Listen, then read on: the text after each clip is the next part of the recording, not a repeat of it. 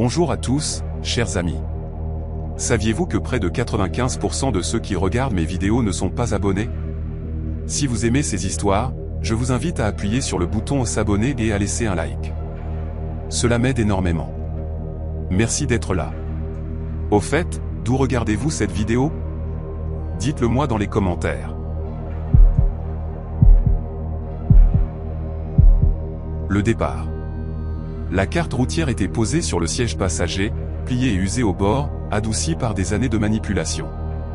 La voix de Cléo Bram avait retenti sur le talkie-walkie juste avant l'aube, fatiguée mais claire, me guidant pour la journée. Arlon, tu commences depuis Prud'Eau, direction sud sur la Dalton, puis ouest à la jonction. Les convois roulent en file indienne, 2 miles entre chaque camion. Des tempêtes sont annoncées pour l'après-midi. Bien reçu, avais-je répondu. Le moteur s'était réveillé sous moi, ses vibrations remontant à travers le siège. La remorque derrière moi était lourdement chargée, la répartition du poids était bonne. Les chaînes enroulées autour des pneus étaient bien tendues. Sur les routes de glace, on ne roule pas sans chaîne. Ce n'est pas une préférence, c'est une question de survie. Les matins à Prud'Eau B étaient toujours gris. Le soleil finissait par se lever, mais la lumière restait prisonnière derrière une épaisse couche nuageuse, filtrée en quelque chose de froid et plat. Le thermomètre affichait moins 30 degrés Celsius. Le vent ne s'était pas encore levé, mais on pouvait sentir qu'il attendait. La neige tombait sans direction, de lourds flocons descendant droit vers le sol. C'était le type de neige qui précède les tempêtes. Le convoi. Le convoi comptait 8 camions au total. J'étais le 4e, 3 devant moi, 4 derrière. Tout le monde gardait son talkie-walkie allumé, mais personne ne parlait beaucoup. Juste Cléo qui faisait des points de situation de temps en temps. RIG 4, quelle est ta position? Borne kilométrique 347. Aucun problème, répondais-je. La route était dégagée, neige tassée mélangée à du sel et du sable. Les traces de pneus étaient nettes et profondes. Les 2 premières heures s'étaient écoulées sans encombre. L'horizon n'était qu'une ligne blanche plate rencontrant le ciel. Je gardais les yeux sur la route, mais la route n'était qu'une longue ligne droite. J'ai vérifié mes rétroviseurs. Derrière moi, les phares du RIG 5 étaient en retrait, 2 points lumineux dans le gris grandissant. Vers le milieu de la matinée, le vent s'est levé, d'abord doux, puis s'intensifiant. La neige a commencé à se déplacer horizontalement. J'ai allumé les feux de brouillard. La visibilité diminuait. La voix de Cléo a crépité dans le talkie-walkie, tous les rigs, attention. La tempête arrive plus tôt que prévu. Réduisez la vitesse. Maintenez vos distances. Le prochain point de ravitaillement est à 40 miles. Le convoi a ralenti. Nous sommes passés de 50 km/h à 30. Le vent poussait maintenant contre le flanc du camion. Le volant tirait légèrement vers la droite. J'ai corrigé. La remorque était lourde, et c'était une bonne chose. Les charges lourdes résistent mieux au vent. Les charges légères se font balayer. La route n'était plus entièrement visible. Ce que je suivais, c'étaient les feux arrière du RIG 3 devant moi, une lueur rouge floue dans la neige. J'ai maintenu la distance. 2 miles, c'est long. Je ne voulais pas le perdre de vue. La voix mystérieuse. Une voix est venue à travers le talkie-walkie. D'abord des parasites, puis quelque chose en dessous. Ce n'était pas Cléo. Impossible de distinguer les mots. On aurait dit quelqu'un parle en bas, des mots brisés par les interférences. Le canal était ouvert. Tout le monde pouvait l'entendre. Personne n'a répondu. Le son est revenu. Même rythme. Même cadence brisée. RIG 4, tu reçois. La voix de Cléo a coupé court. Reçu. La visibilité est réduite, mais je suis sur la bonne voie. Bien. Nous attendons au point de ravitaillement. Tout le monde se retrouve là-bas. Le vent hurlait maintenant, frappant le côté de la cabine par vagues. Les traces de pneus avaient disparu, ensevelies. La route et l'accotement semblaient identiques. J'ai suivi ces feux arrière rouges devant moi. Le seul point de référence qui me restait. J'ai vérifié le compteur de vitesse, 30 km/h. C'était correct. Puis les feux rouges ont disparu. La tempête s'était épaissie. J'ai encore ralenti. 20 km/h 15. Les phares n'éclairaient plus que quelques mètres devant. Juste un mur blanc. J'ai appuyé sur le talkie-walkie. Rig 3, quelle est ta position? Des parasites. Une longue série. Puis une voix. Mais ce n'était pas Cléo. Ce n'était pas le Rig 3. C'était ce même murmure d'avant. Plus long cette fois. Toujours impossible de distinguer les mots, mais il y avait une sorte de motif, la même phrase qui se répétait. J'ai réessayé. Rig 3, tu me reçois. Rien, à part ce murmure. La traversée du lac. Cela a duré peut-être 10 secondes, puis s'est coupé complètement. Un silence de mort. Mes mains se sont crispées sur le volant. J'ai maintenu une vitesse constante, les yeux rivés sur l'endroit où la route devait être. Les feux de brouillard découpant un court tunnel de visibilité. Tout le reste était du bruit blanc, le vent hurlant, la neige frappant le pare-brise en rafale. Le talkie-walkie a crépité. Arlon. C'était Cléo. Tu es toujours sur la route? Affirmatif. J'ai perdu de vue le Rig 3. Visibilité quasi nulle. Compris. Il aimait toujours. Vous êtes tous les deux sur la bonne voie. Garde une vitesse réduite et suis les marquages au sol si tu peux les voir. Reçu. Mais il n'y avait plus de marquage au sol. Juste l'instinct et la légère dépression dans la neige là où la route devait être. J'avais roulé sur les routes de glace pendant 7 ans. On développe un feeling pour ça. La façon dont les pneus adhèrent, la façon dont la remorque tire, on sait quand on dévie de la trajectoire. Le vent a atteint un nouveau niveau. Le camion a tremblé. On pouvait entendre le métal gémir, les chaînes grincer. J'ai vérifié mes rétroviseurs, mais je ne voyais plus rien derrière moi non plus. Juste du gris et du blanc, tourbillonnant, sans fin. Ce murmure est revenu sur le talkie-walkie, plus clair cette fois. Toujours brisé, toujours déformé. Mais j'ai saisi un mot cette fois. Arrête. Ou peut-être, perdu. Difficile à dire à travers les parasites. Cela s'est répété 2 fois, puis s'est estompé. Je n'ai pas répondu. J'ai juste gardé mon attention sur la route, à maintenir le camion stable. Mon instinct me disait que quelque chose n'allait pas, mais je ne pouvais pas dire quoi.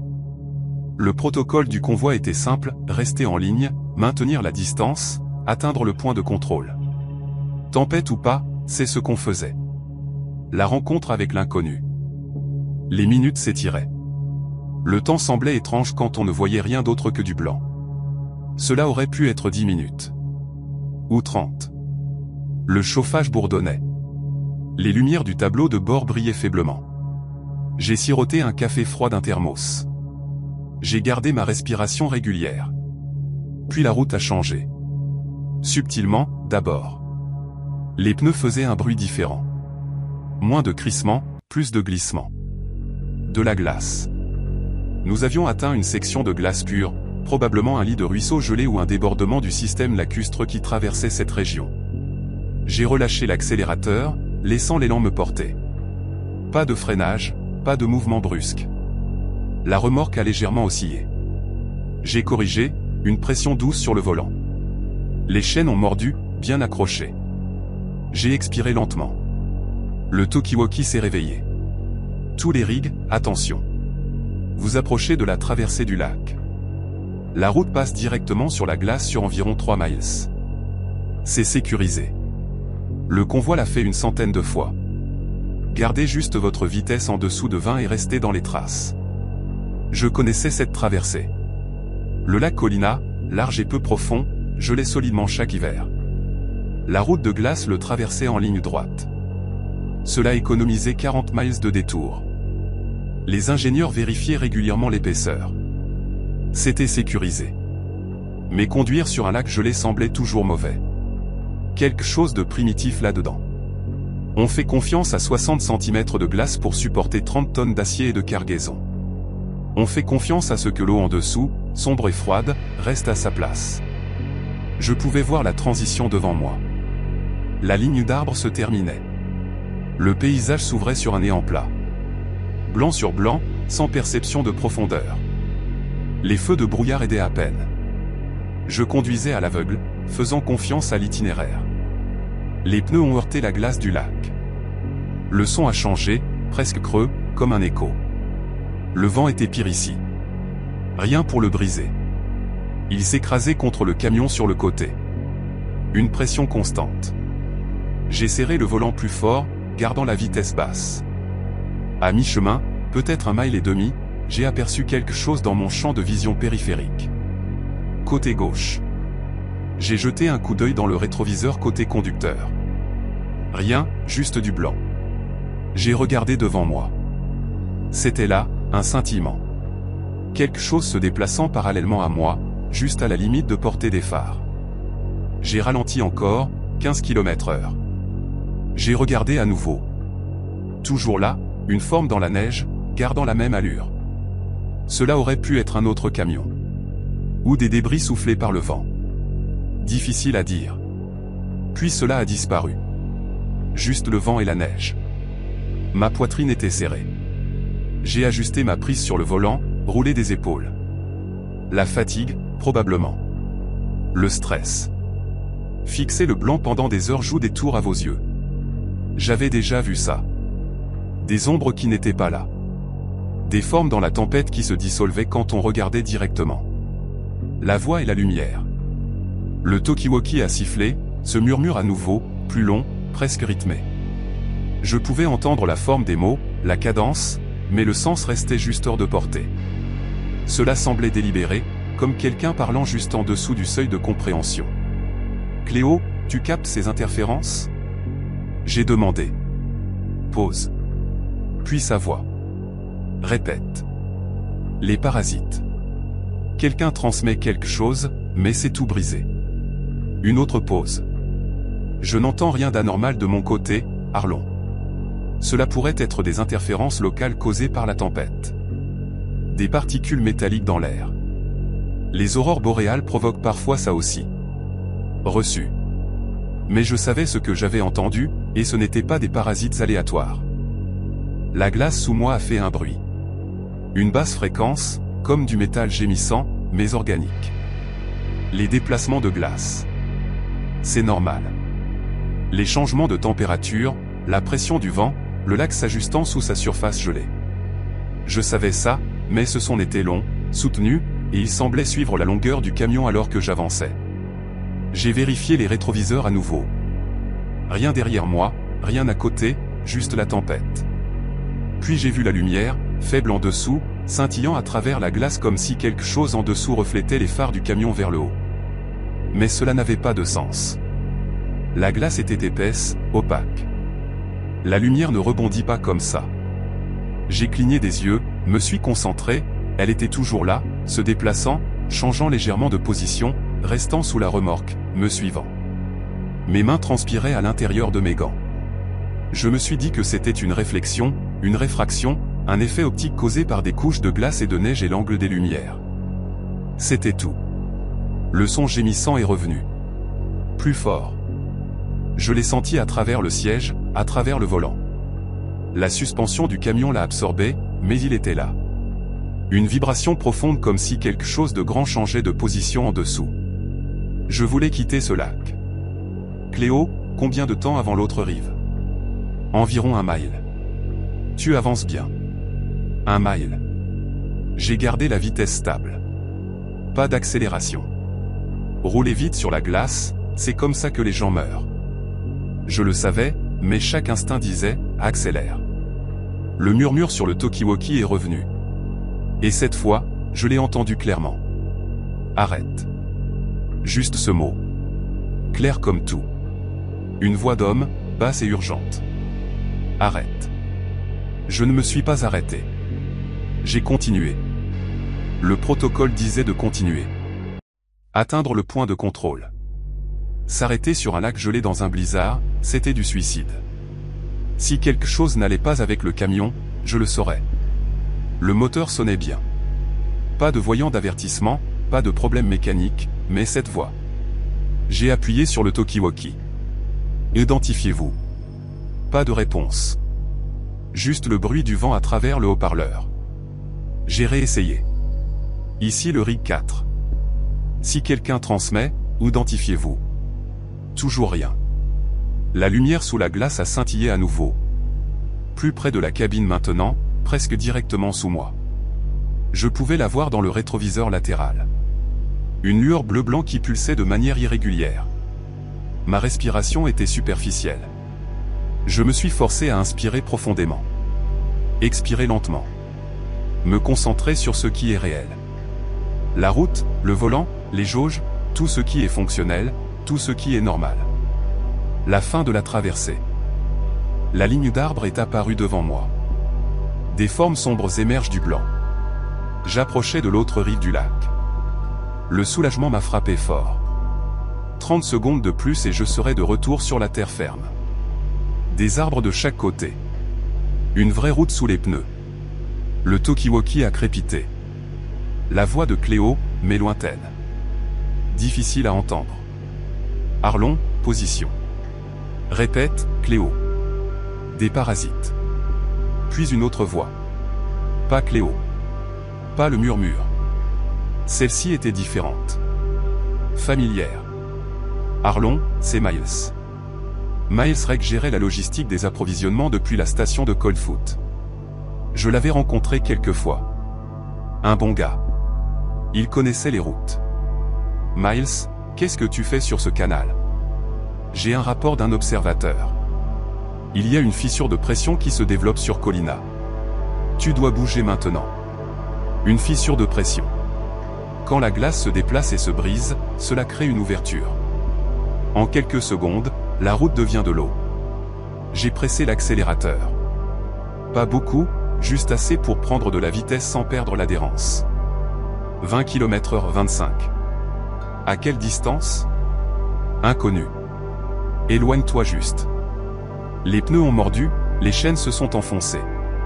Je pouvais voir la rive clairement maintenant. 50 mètres. 40 se sont gémissants et revenus, mais cette fois, il était aigu. Crac. Assez fort pour entendre par-dessus le moteur, par-dessus le vent. La glace bougeait. 30 mètres. Un autre craquement. La remorque a légèrement tangué, le côté gauche s'enfonçant. J'ai corrigé, gardé le volant stable, n'est pas freiné. 20 mètres.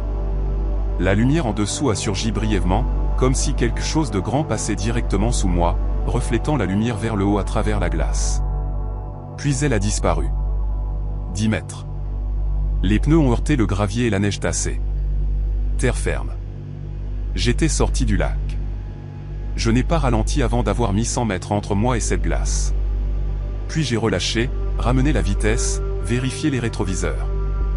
Le lac derrière moi semblait le même. Blanc, plat, sans fin.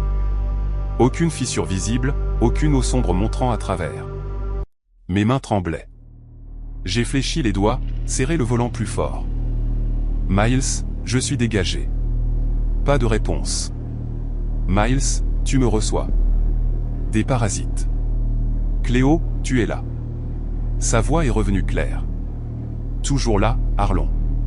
Tout va bien? Miles vient de me prévenir d'une fissure de pression sur le lac. Pause. Miles Rec? Oui. Arlon, Miles est à Coldfoot.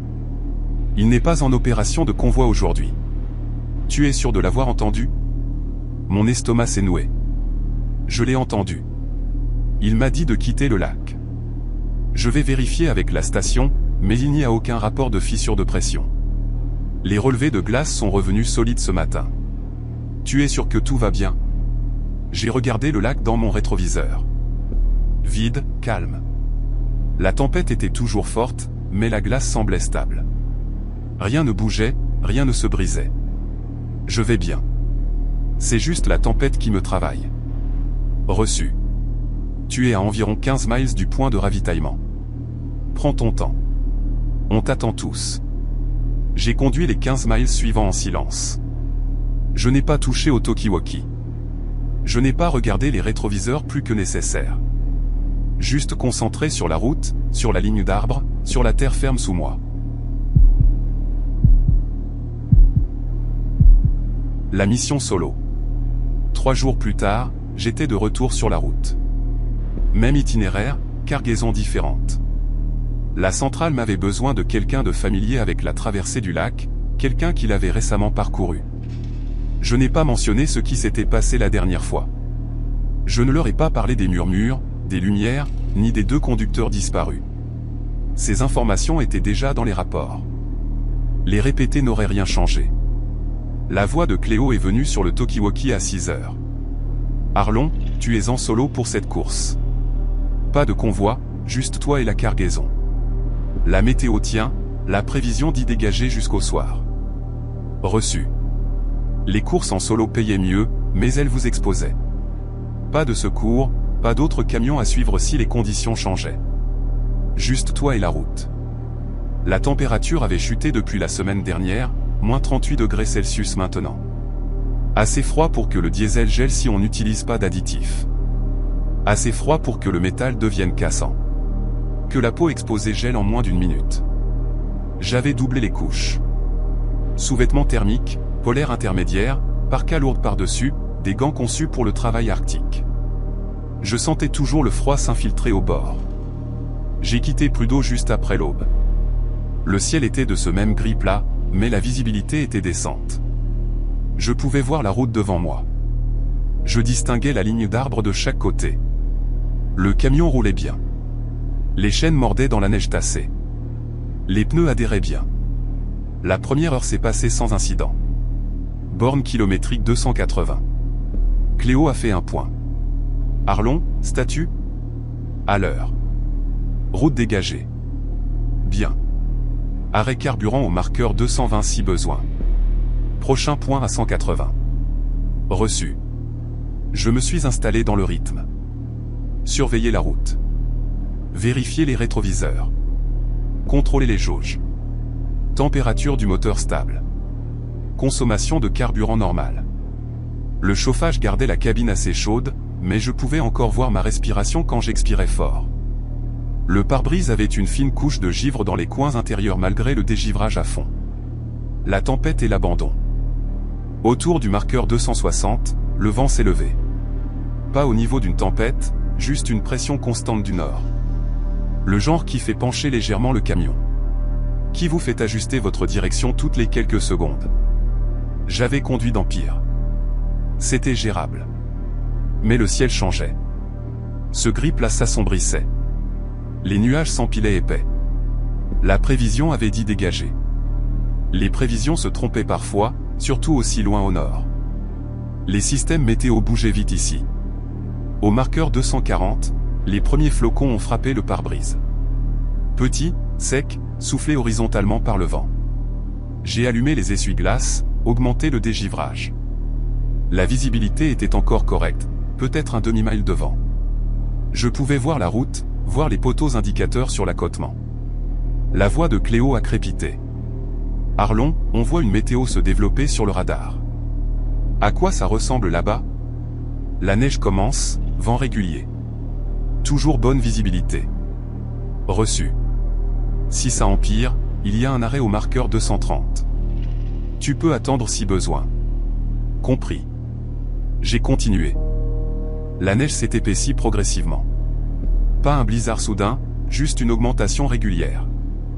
La visibilité est tombée à un quart de mile, puis moins. J'ai réduit la vitesse, de 50 à 40 km/h. Les essuie-glaces travaillaient sans relâche, balayant la neige du pare-brise en un rythme constant. Le marqueur 230 est apparu. L'arrêt était là. Un large accotement avec des poteaux réfléchissants marquant la zone de sécurité. J'ai envisagé de m'arrêter. J'ai pesé les options. La tempête pouvait passer vite, ou durer des heures. Rester immobile dans le froid arctique signifiait garder le moteur allumé, brûler du carburant. Continuer signifiait risquer que les conditions empirent. J'ai décidé de continuer. La route était encore visible. Le camion roulait bien. J'avais déjà conduit d'Empire. C'est alors que le talkie-walkie a commencé à faire des siennes. Des éclats de parasites. Irréguliers et aigus. J'ai ajusté le squelch. J'ai essayé de changer de canot. Les parasites ont suivi. Pas constant, juste périodique. Comme quelqu'un appuyant sur le micro sans parler. Cléo, tu me reçois. Des parasites. Centrale, ici le RIG 4. Vérification radio. Plus de parasites. Puis sa voix a percé. Haché. Reçu. Signal faible. Répète. Les signaux se brisaient. Interférence météo. Point à 180. Puis le silence. J'ai réessayé. Rien. La radio fonctionnait. Les lumières étaient allumées. Mais je ne pouvais joindre personne. Les interférences de tempête, probablement des champs magnétiques, des conditions atmosphériques. Cela arrivait. J'avais roulé des milliers de miles sans contact radio. C'était inconfortable, mais pas dangereux. Je me suis concentré sur la route. La neige était lourde maintenant, la visibilité réduite à peut-être 100 mètres. Je pouvais à peine voir les poteaux indicateurs. Les essuie-glaces luttaient, la glace s'accumulant sur les balais. J'ai actionné le lave-glace, regardé le liquide se répandre sur le pare-brise. Il a commencé à geler presque immédiatement, créant des traînées que les essuie-glaces traînaient sur la vitre. Vitesse réduite à 30. Le véhicule abandonné. La route était toujours là. Je pouvais la sentir sous les pneus, cette subtile différence entre la neige tassée et l'accotement meuble. On apprend à la lire à travers le volant, à travers la façon dont le camion réagit. Puis j'ai vu quelque chose devant. Une forme dans la neige. Sombre. J'ai ralenti, scrutant à travers le pare-brise. En m'approchant, cela s'est précisé. Un véhicule. Garé sur le côté. Les feux de détresse clignotant faiblement à travers la tempête. J'ai arrêté le camion, l'ai laissé au ralenti, j'ai attrapé ma lampe torche, ouvert la porte. Le vent m'a frappé comme une force physique, volant mon souffle. J'ai serré ma capuche, descendu. Le véhicule était un pick-up. Un vieux modèle couvert de neige. Je me suis approché, prudemment, balayant le faisceau de ma lampe torche. Personne à l'intérieur. La porte était fermée, mais pas verrouillée. Je l'ai ouverte. Les clés étaient toujours sur le contact. Le réservoir indiquait la moitié plein. Aucun signe de lutte, pas de sang, rien d'anormal. Mais le conducteur avait disparu. À pied dans cette tempête. C'était une sentence de mort. On ne quitte pas un véhicule chaud par moins 40 degrés Celsius à moins que quelque chose ne va vraiment pas ou qu'on ne pense pas clairement. J'ai vérifié la benne du pick-up. Vide, à part la neige. J'ai regardé autour de la zone immédiate, balayant la lampe torche en larges arcs. Aucune empreinte visible. La neige tombait trop fort, recouvrant tout en quelques minutes. Retour à mon camion. J'ai réessayé le talkie-walkie. Centrale, ici le RIG 4. J'ai un véhicule abandonné approximativement au marqueur 225. Pick-up, moteur froid, pas de conducteur présent, demande des instructions. Des parasites. Rien d'autre. Je suis resté là, moteur au ralenti, chauffage en marche, fixant ce pick-up à travers la neige. Le protocole disait, continue. Tu ne peux pas aider quelqu'un que tu ne trouves pas, et s'arrêter trop longtemps dans une tempête était un risque en soi. Mais partir semblait mal. J'ai donné 5 minutes de plus. J'ai gardé la lampe torche allumée, pointée vers la fenêtre du conducteur. Si quelqu'un était là-bas, il verrait la lumière. Il viendrait. Personne n'est venu. J'ai mis le camion en marche. Je suis retourné sur la route. J'ai vérifié mon rétroviseur. Les feux de détresse du pick-up clignotaient faiblement, puis ont disparu dans la tempête. La voix et la peur. Le vent était plus fort maintenant, soufflant assez pour faire osciller le camion. J'ai serré le volant plus fort, corrigé constamment. La route devenait plus difficile à voir. Je conduisais plus par sensation que par vue. Faisant confiance aux pneus, à la répartition du poids. Le talkie-walkie a crépité. J'ai tendu la main, espérant Cléo. Ce n'était pas Cléo. Ce murmure était de retour, plus clair que la dernière fois. Les mots presque reconnaissables. Même rythme, même motif brisé. Cela a duré peut-être 15 secondes, puis s'est coupé. Mon rythme cardiaque a grimpé. J'ai appuyé sur le micro. Identifiez-vous. Silence. Ici le RIG 4 sur la Dalton Highway. Si quelqu'un transmet, identifiez-vous. Le murmure est revenu et cette fois, j'ai saisi des mots. Hors de la route. Pas sûr. Il te regarde. Une voix d'homme déformée, comme si elle venait d'un équipement endommagé ou de très loin. Mais les mots étaient là. Qui te regarde ? J'ai demandé. Quelle est ta position? Pas de réponse. Juste ce sifflement statique. J'ai vérifié le rétroviseur. Rien que du blanc. J'ai vérifié les rétroviseurs latéraux. Pareil. J'étais seul ici. Où je devrais l'être. Mais quelqu'un transmettait assez près pour que le signal m'atteigne. Le vent a soufflé fort. Le camion a tremblé, poussé vers la droite. J'ai corrigé, senti la remorque osciller. Les chaînes tenaient, les pneus adhéraient, mais le vent testait chaque limite. J'avais besoin de trouver un abri. De quitter cette section exposée. Le marqueur 210 est apparu dans mes phares. 10 miles depuis ce pick-up abandonné. 20 miles jusqu'à la traversée du lac. Je me suis souvenu du point de ravitaillement de l'autre côté, de la salle de pause chaude, du café qui semblait si loin. Le talkie-walkie a crépité à nouveau, cette fois une voix différente. Familière. Arlon. J'ai attrapé le micro. Miles, Arlon, tu dois écouter attentivement. Miles, où es-tu? Qu'est-ce qui se passe? Tu n'es pas seul sur cette route. Mon sang s'est glacé. Qu'est-ce que tu veux dire? Vérifie tes rétroviseurs, pas l'arrière. Les latéraux. Surveille les mouvements parallèles à toi. J'ai regardé. Rétroviseur gauche d'abord.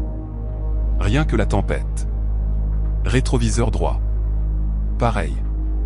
Juste le chaos blanc. Neige horizontale dans le vent. Je ne vois rien. Continue de regarder. Ça reste juste en dehors de ta portée lumineuse.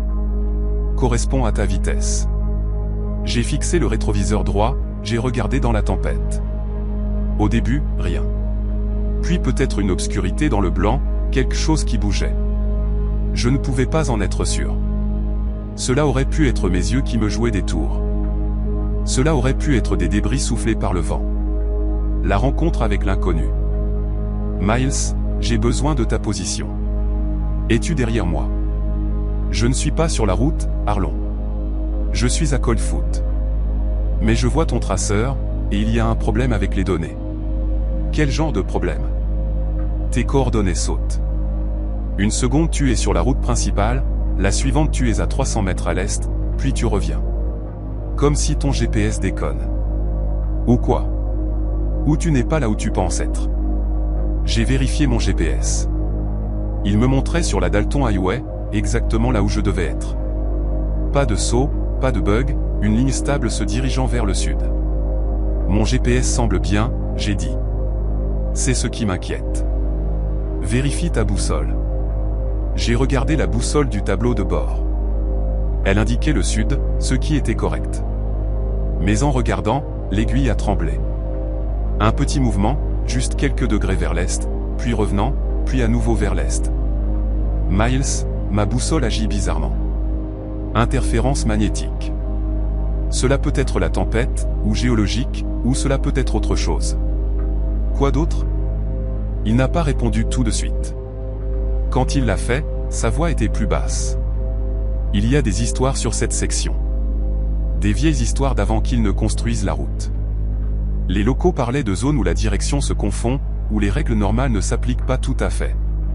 Ce n'est pas utile, Miles. Je sais, mais je te dis ce que je sais. Le conducteur du Rig 2, celui qu'ils ont sorti de la glace, il parle maintenant.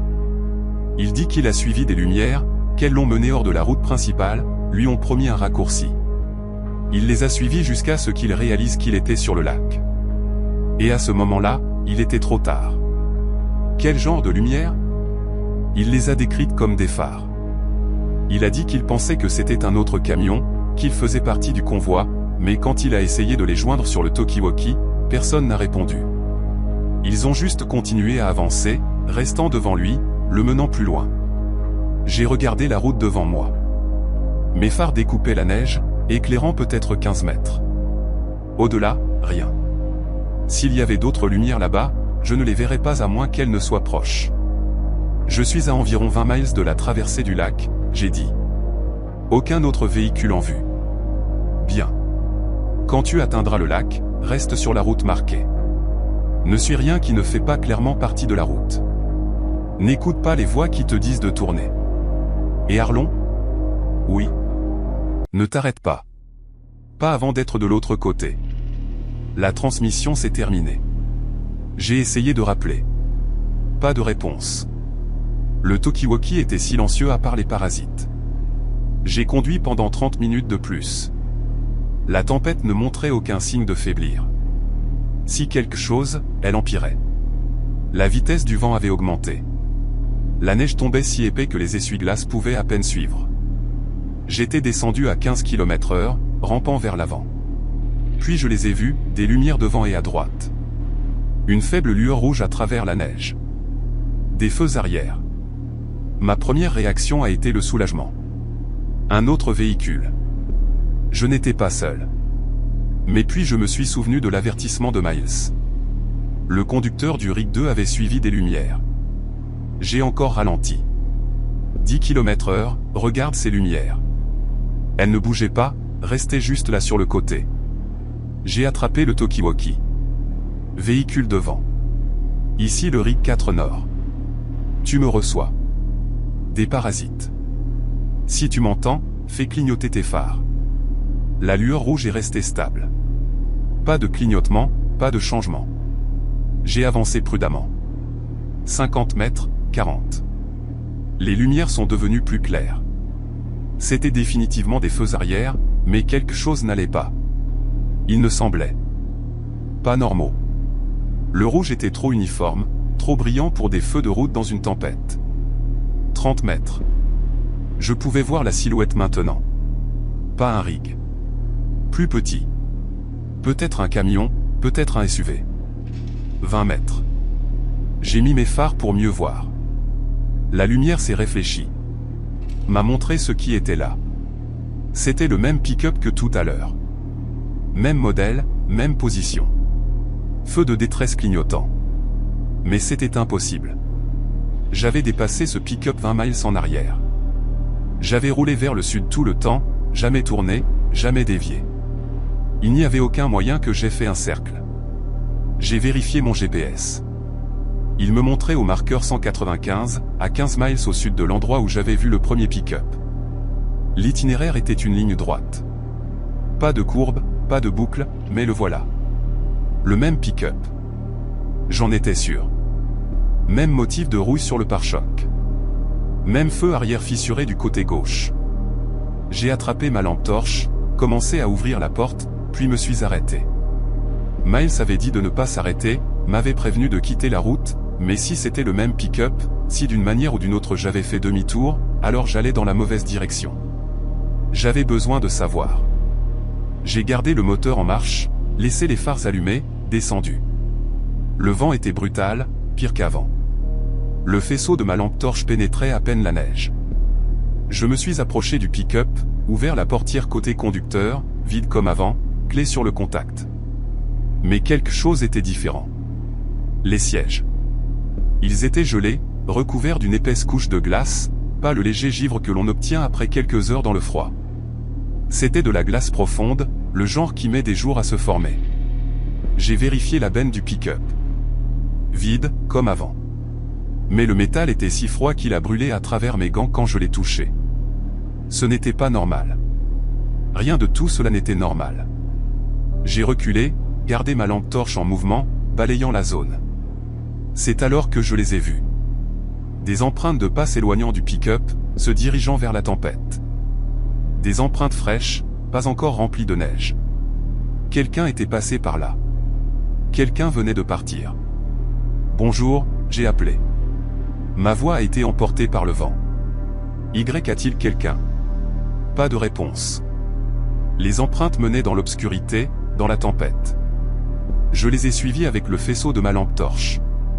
Elles allaient tout droit sur environ 10 mètres, puis ont courbé. Pas un schéma de marche naturel. Trop délibéré, trop géométrique. Puis elles se sont arrêtées. Juste terminées en plein pas. Aucune preuve que quelqu'un ait sauté. Aucune perturbation dans la neige, juste des empreintes menant à rien. J'ai reculé vers mon camion, sans jamais quitter des yeux ces empreintes. Je suis monté, et verrouillé la porte, mis en marche, et je suis parti plus vite que je n'aurais dû, les pneus patinant légèrement avant de mordre. Je n'ai pas regardé dans les rétroviseurs. Je ne voulais pas voir si quelque chose me suivait. La réalité distordue. Le talkie-walkie s'est animé. La voix de Cléo, claire et forte. Arlon, tu es là. Je suis là. Ma voix était tremblante. Je t'ai appelé pendant 1 heure. 1 heure? Non, c'est impossible. J'ai vérifié il y a 20 minutes au marqueur 230. Tout va bien? 20 minutes? Oui, Arlon.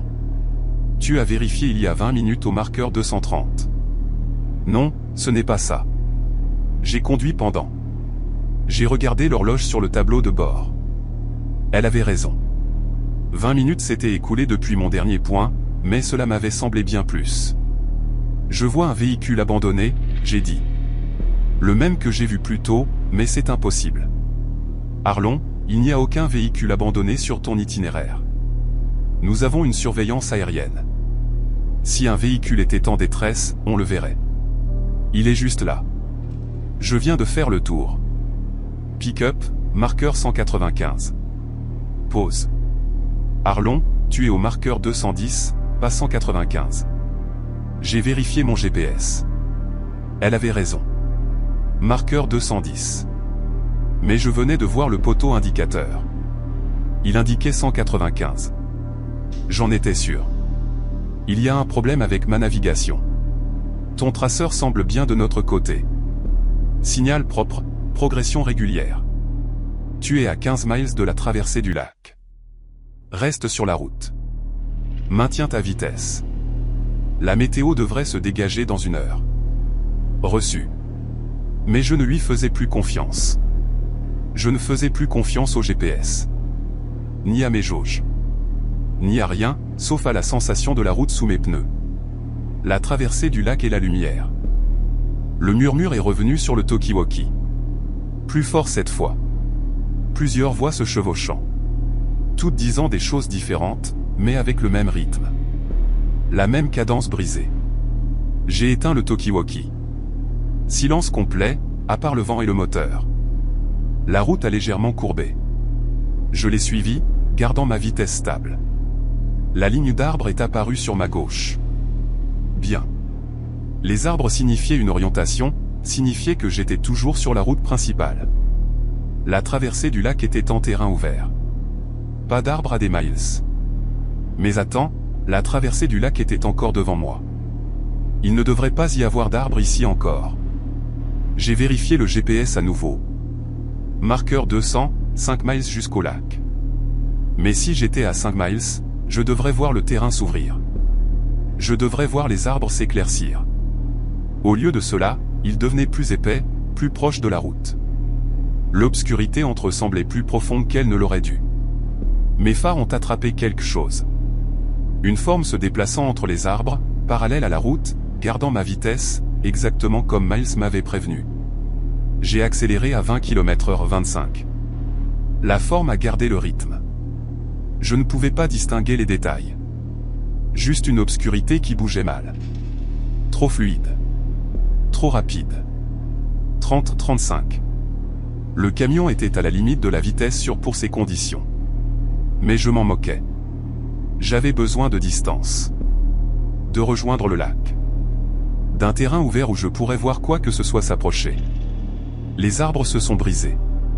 Le paysage s'est ouvert. Une blancheur plate s'étendant, le lac. J'ai ralenti, ramené à 20. L'entrée de la route de glace était marquée par des poteaux réfléchissants, orange vif dans mes phares. Je me suis aligné, vérifié la boussole. Sud, droit vers le sud, à travers 3 miles de lac gelé. J'ai jeté un coup d'œil dans le rétroviseur latéral. Les arbres étaient derrière moi maintenant. Rien ne suivait sur la glace. J'étais seul. Les pneus ont heurté la glace du lac. Ce sont creux, cette sensation de fragilité sous des tonnes de poids. J'ai gardé ma respiration régulière, gardé mon attention sur les poteaux marquant l'itinéraire. 1 mile à l'intérieur, à mi-chemin. La tempête était plus légère ici, moins de brise. Je pouvais réellement voir plus loin, peut-être 200 mètres. L'autre rive était invisible, mais je pouvais voir la route devant assez clairement. 2 miles, 3/4 traversés. Presque là. Le gémissement a commencé, profond, résonnant. La glace bougeait, normal. Je me suis dit, la glace bouge. Mais cela semblait différent. Comme si cela me suivait. Comme si le gémissement suivait mon mouvement à travers la surface. Et puis je l'ai vu dans le rétroviseur latéral. Cette lumière à nouveau. Bleu-blanc pulsant sous la glace. Se déplaçant parallèlement, gardant le rythme. J'ai serré le volant, continué. Ne t'arrête pas, Miles avait dit, ne t'arrête pas, la lumière est devenue plus brillante. Je pouvais la voir se refléter sous le camion. Je pouvais voir la glace briller dans mes rétroviseurs. C'était massif, quoi que ce soit, étalé sous le lac, suivant en dessous de moi. L'autre rive est apparue. La ligne d'arbres, terre ferme. 500 mètres, 400. Le gémissement s'est intensifié. La glace ne se brisait pas, mais elle semblait vivante. Répondant. Consciente. 300 mètres, 200. La lumière a surgi assez fort pour que mes rétroviseurs deviennent blancs. Puis elle s'est éloignée, vers des eaux plus profondes. Disparue. Les pneus ont heurté le gravier. Neige tassée. Terre ferme. J'étais de l'autre côté. Je n'ai pas ralenti avant d'avoir mis un mile entre moi et ce lac. Puis je me suis garé, j'ai coupé le moteur, je suis resté assis en silence. Mes mains tremblaient. Tout mon corps tremblait. Je me suis forcé à respirer, à me calmer. Le talkie-walkie était toujours éteint. Je l'ai rallumé. La voix de Cléo immédiatement. « Arlon, tu es là ? Tu as disparu. Je suis là. De l'autre côté du lac. Arrêté au marqueur 180. Reçu. Tout va bien ? Oui, j'ai dit. J'avais juste besoin d'une minute. La tempête était rude. Elle se calme maintenant. Ça devrait être une route tranquille jusqu'au point final. Station-service à 10 miles si besoin. Reçu. Je suis resté là encore 5 minutes. J'ai regardé les rétroviseurs. Rien ne bougeait. Pas de lumière, pas de forme, pas de murmure. Juste le vent de la tempête mourant, la neige s'apaisant. Finalement, j'ai démarré le moteur, repris la route, conduit le reste de la distance sans incident, atteint la station-service, fait le plein, pris un café au distributeur à l'intérieur. La rencontre avec un ancien conducteur. Un conducteur était là, un type plus âgé, le visage buriné. Il m'a fait un signe de tête. Dur là dehors, hein ? Oui, j'ai dit. J'ai traversé le lac il y a environ 1 heure. Il a étudié mon visage. Tu as vu quelque chose de bizarre ? J'ai hésité. Comme quoi ? Des lumières, des voix, des choses qui ne devraient pas être là. Je n'ai pas répondu tout de suite. J'ai regardé dans mon café, observant la vapeur monter. J'ai fait ce trajet 40 fois, a-t-il dit. Et je vais te dire franchement, ce lac n'est pas normal. Il l'a toujours été. Il y a quelque chose là-dessous, ou quelque chose à propos de lui, qui fait voir des choses aux gens. Qui fait que des choses arrivent qui n'ont pas de sens. Tu crois ça ? Il a haussé les épaules. Peu importe ce que je crois. Ce qui compte, c'est ce qui est réel. Et ce qui est réel, c'est que des conducteurs disparaissent. Que des conducteurs se perdent. Que des conducteurs suivent des choses qui les mènent hors de la route. Appelez ça la météo. Appelez ça des champs magnétiques. Appelez ça ce qui vous aide à dormir. Mais chaque conducteur qui fait régulièrement ce trajet le sait. Tu le sens quand tu traverses cette glace. Oui, j'ai dit doucement. Tu le sens ? Il a fini son café. Jette la tasse. Reste vigilant là dehors. Et si tu entends des voix qui te disent de t'arrêter, ne le fais pas, il est parti. Je suis resté là seul sous les lumières fluorescentes de la station-service, réchauffant mes mains sur la tasse, essayant de me convaincre que c'était juste le stress de la tempête, la fatigue, l'isolement, qui me jouait des tours. Mais je savais mieux. Il y avait quelque chose là-bas sur cette glace. Quelque chose qui observait, qui attendait, qui attirait les conducteurs hors du chemin marqué vers les eaux sombres, et j'avais roulé droit dessus 2 fois. La mission critique. J'ai terminé ma livraison sans autre incident, suis retourné à la base, et rempli mes rapports, remis les papiers, sans mentionner les lumières, les voies, ou le pick-up qui est apparu 2 fois à différents endroits. Certaines choses, on les garde pour soi. On les range dans un coin de son esprit et on espère ne plus jamais avoir à y penser. Mais chaque fois que la centrale me proposait une course traversant le lac Kivalina, j'hésitais, juste une seconde, juste assez longtemps pour me souvenir de cette lumière bleu-blanc pulsant sous la glace. De ce gémissement qui m'avait suivi. De ces empreintes qui se terminaient en rien. Et puis je disais oui, parce que c'était le travail. On fait la route qu'on vous donne. On traverse la glace quand il le faut. On le fait juste les yeux ouverts et on ne s'arrête pas. Peu importe ce qu'on entend, peu importe ce qu'on voit, on continue et on ne regarde pas en arrière. J'ai pris 3 jours de congé après cette course. J'ai dit à la centrale que j'avais besoin de travaux de maintenance sur le camion, ce qui n'était pas entièrement un mensonge.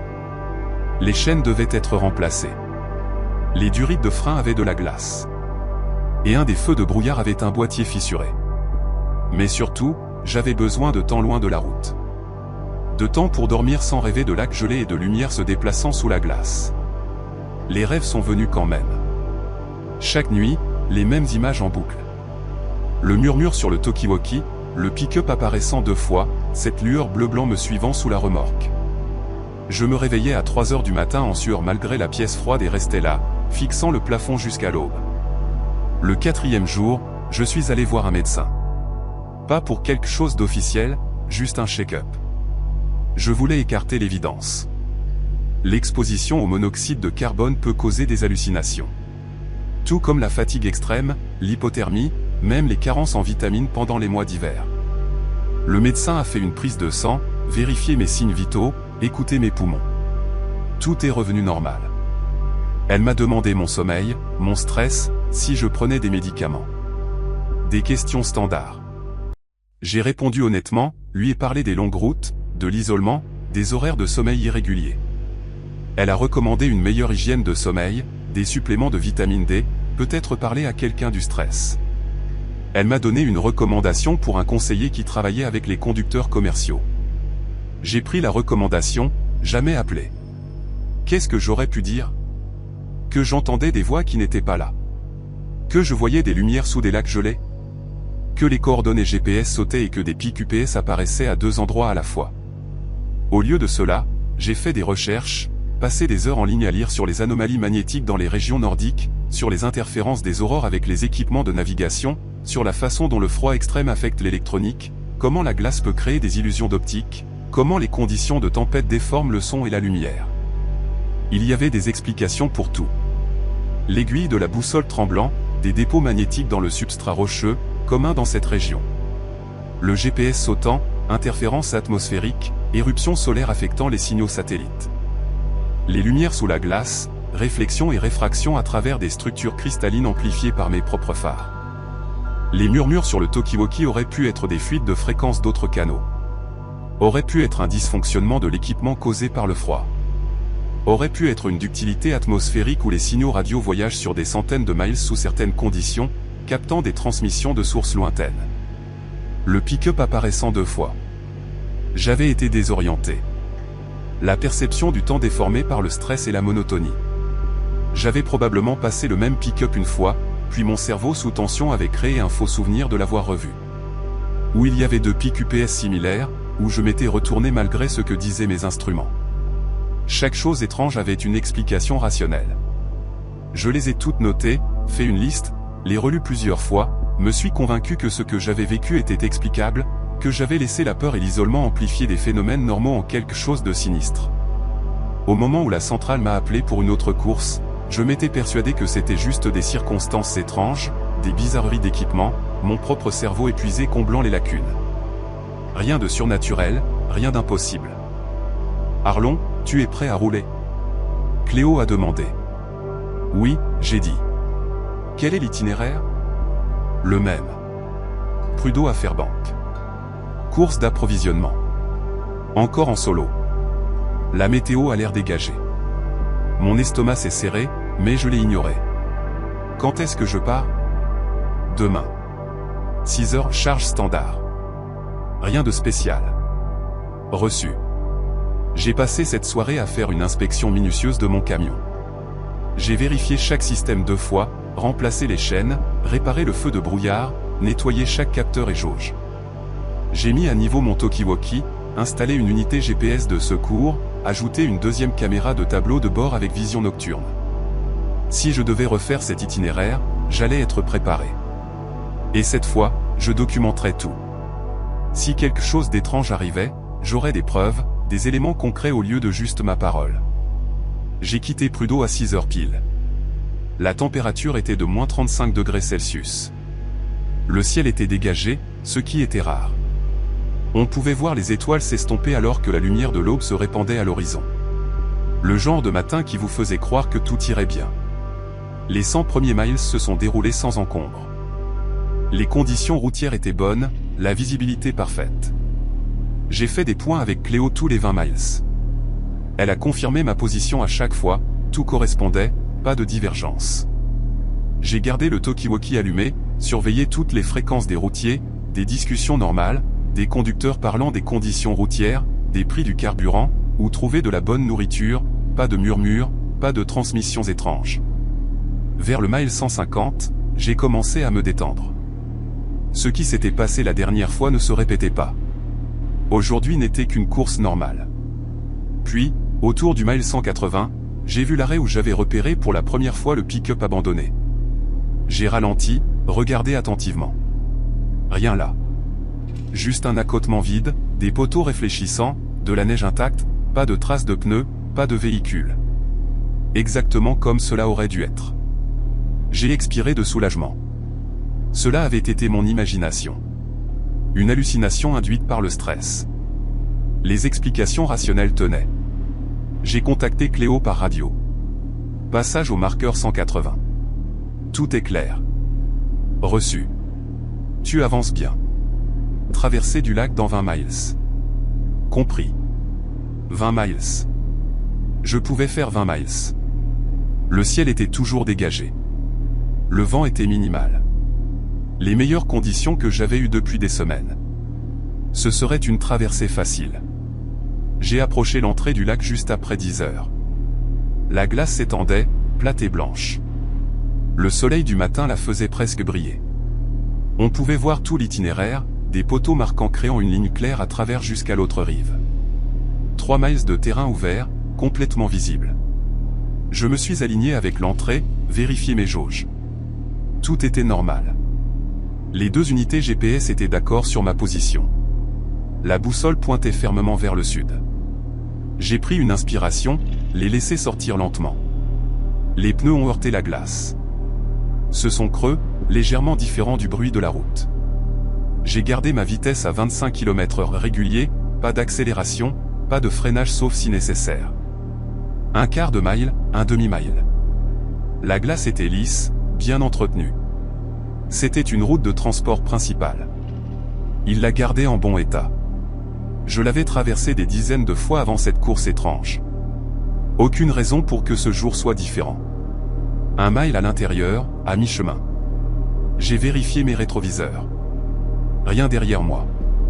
Rien à côté. Juste de la glace ouverte et un ciel clair. J'ai vérifié les caméras de tableau de bord. Les deux enregistraient. Si quelque chose arrivait, j'aurais des images. 1 mile et demi. Les 3/4 du chemin, presque terminé. L'autre rive était clairement visible maintenant. La ligne d'arbres nette contre le ciel. 2 minutes et j'aurais les pieds sur la terre ferme. C'est alors que je l'ai senti. Pas vu, pas entendu, mais senti une présence, comme être observé. Cet instinct primitif qui dresse les poils de la nuque, qui fait frissonner l'échine. J'ai balayé les rétroviseurs. Rien. J'ai regardé par les fenêtres. De la glace vide s'étendant dans toutes les directions. Mais la sensation persistait. Quelque chose était conscient de moi. Quelque chose me prêtait attention. J'ai légèrement augmenté la vitesse, 30 km/h. L'autre rive était proche maintenant, 1000 mètres, 800. La glace a gémi. Un son profond résonnant à travers le châssis du camion. Normal, je me suis dit. La glace bouge avec les changements de température, avec la répartition du poids. Elle est censée faire du bruit. Mais ce gémissement était différent. Il avait un motif, presque comme des syllabes, presque comme quelque chose essayant de former des mots à travers la friction et la pression. 600 mètres. 500. J'ai jeté un coup d'œil dans le rétroviseur droit. Juste une seconde, j'ai cru le voir. Cette lueur bleu-blanc à peine visible en plein jour, mais là, pulsant faiblement sous la glace. J'ai cligné des yeux, regardé à nouveau. Rien. Juste de la glace et de la lumière du soleil réfléchie. Une illusion d'optique devait être mon cerveau, conditionné par l'expérience précédente, interprétant des motifs de lumière aléatoires comme quelque chose de significatif. 400 mètres. 300. Le talkie-walkie a crépité. Ma main a sursauté vers lui puis s'est arrêtée. Juste des parasites, interférence normale. Je n'ai pas touché le bouton de transmission. Je ne voulais pas inviter quoi que ce soit, réel ou imaginé. 200 mètres. Les pneus ont heurté le point de transition, ce léger changement de surface où la glace rencontrait la neige compactée. J'étais de l'autre côté, terminé, en sécurité. Je me suis garé sur l'accotement à environ un demi-mile après le lac, mis le camion au point mort. Mes mains tremblaient. J'ai serré le volant plus fort, essayé de les arrêter, pris de profondes inspirations, compté jusqu'à 10. Rien ne s'était passé. J'avais traversé le lac sans incident. Pas de lumière, pas de voix, pas de phénomènes étranges, juste une traversée de routine avec mon anxiété me rendant hyper vigilant. J'ai revu les images de la caméra de tableau de bord sur mon téléphone, ouvrant l'appli qui se synchronisait avec les deux caméras. La traversée semblait normale. Glace, ciel, poteau réfléchissant marquant l'itinéraire. Aucune anomalie visible. J'ai zoomé sur la section où j'avais cru voir la lumière. Juste de la glace. Quelques variations de texture de surface, des ombres de la remorque, mais pas de lueur, pas de pulsation bleu-blanc, rien. Le soulagement m'a submergé. Cela avait vraiment été dans ma tête. Les explications que j'avais recherchées étaient correctes.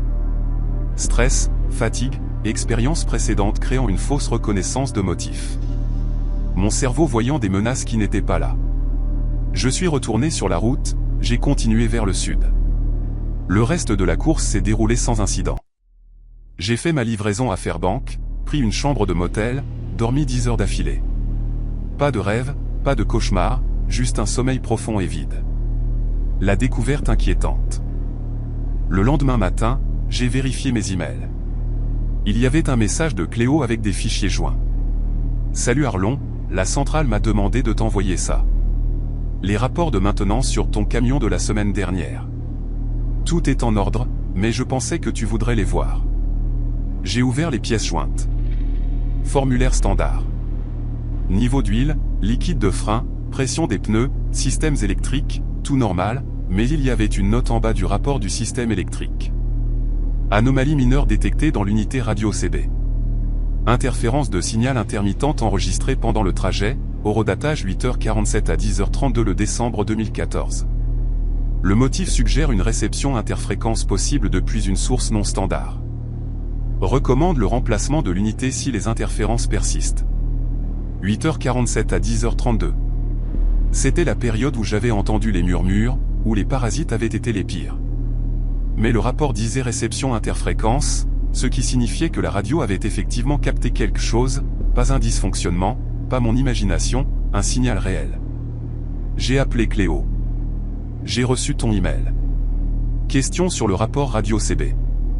Oui, de quoi s'agit-il ? Il dit réception interfréquence depuis une source non standard. Qu'est-ce que ça veut dire exactement ? Laisse-moi chercher le rapport complet. J'ai entendu des clics de clavier.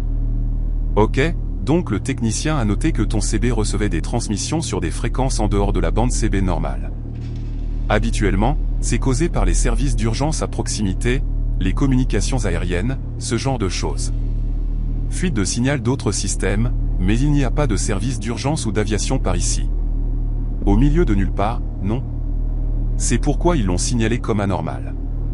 Cela pourrait être militaire, des stations de recherche, un dysfonctionnement de l'équipement créant de fausses lectures. Ils n'ont pas pu déterminer la source, alors ils l'ont juste noté pour le dossier. Ont-ils décodé une partie de la transmission ? Identifié ce qui était dit ? Non, c'était trop fragmenté. Juste enregistré comme interférence. Pourquoi ? As-tu entendu quelque chose de spécifique ? J'ai hésité. Juste des parasites. Je voulais m'assurer que mon équipement fonctionnait correctement. Il fonctionne bien. Si tu t'en inquiètes, on peut échanger l'unité. Mais honnêtement, tu vas avoir des interférences bizarres par ici parfois. Cela fait partie de l'environnement. Oui. Ok. Merci, Cléo. J'ai raccroché, fixé le rapport. Donc, les murmures avaient été réels, en un sens. Ma radio avait reçu quelque chose, mais cela ne signifiait pas que c'était quelque chose d'impossible. Cela aurait pu être des exercices militaires, un rebond atmosphérique apportant des signaux lointains, de l'équipement de station de recherche. Toujours explicable, toujours rationnel. La dernière course. J'ai pris une autre course 3 jours plus tard. Un itinéraire différent cette fois, se dirigeant vers l'ouest au lieu du sud. J'ai délibérément évité la traversée du lac. J'ai dit à la centrale que j'avais besoin de variété dans les itinéraires, ce qui était une demande acceptable. Ils m'ont assigné une route vers la route côtière de Gnome. Tout s'est bien passé. Conditions routières standards, communication normale, 0 incident. Pareil pour la course suivante et celle d'après. 2 semaines ont passé, puis 3. J'ai commencé à croire que c'était derrière moi. Quelle que soit la combinaison de facteurs qui avait créé ces expériences, ils ne se répétaient pas. J'étais revenu à la normale. Puis la centrale a appelé. Arlon, on a une course urgente. Fourniture médicale pour Dédors. L'itinéraire passe par la Dalton, traverse Kivalina. Je sais que tu préfères la variété, mais tout le monde est déjà engagé. C'est une cargaison prioritaire, double paie. Tu es disponible? J'ai failli dire non. J'ai failli lui dire de trouver quelqu'un d'autre. Mais la partie rationnelle de mon cerveau a repoussé. J'avais traversé ce lac une centaine de fois sans incident. Une expérience bizarre ne changeait pas la physique des routes de glace.